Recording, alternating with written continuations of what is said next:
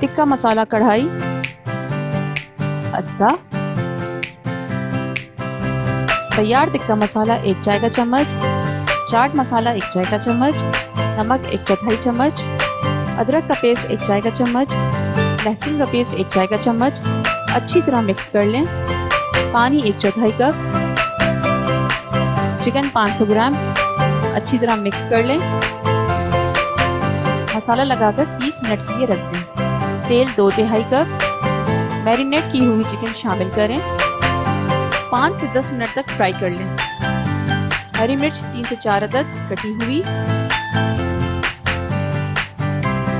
Chicken کو نکال لیں۔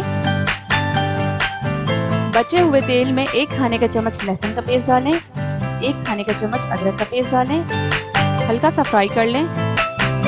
1 پاؤ دہی شامل کریں، تیز آنچ پر 4 سے 5 منٹ تک اچھی طرح پکائیں۔